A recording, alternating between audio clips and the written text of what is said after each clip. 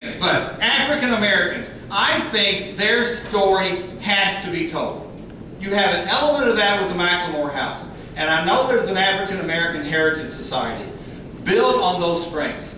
What does it mean to be a slave or a former slave by 1864 if you're a black person and a major Confederate army comes into your backyard? That is not grounds for celebration. What happens to you? What happens to you if they win this campaign? What happens to you if they win the war? You have to tell black people's stories. Otherwise, this is incomplete. You have to talk about class in a very broad sense. Society in a very broad sense.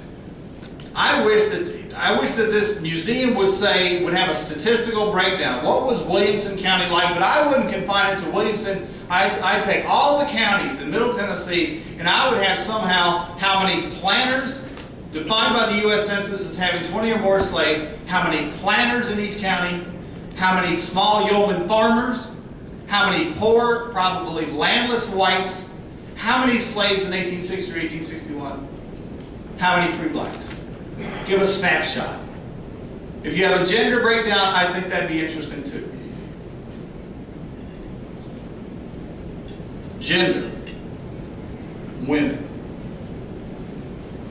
Warfare, we think of it as a masculine avocation, right? We think of it as men waging war. It's not just men. Women, and look, if you're a mother or a wife and your husband or son or a relative has ever been in the service, you know that it's not just about him. It's about you when he's gone.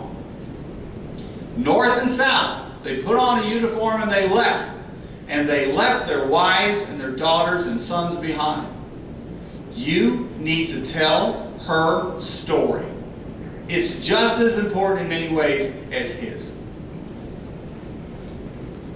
You know, there were women who got the news nobody wants. There was a big battle down in Middle Tennessee, down in Franklin. You ever heard of it? No? You have now. Because he's not coming home.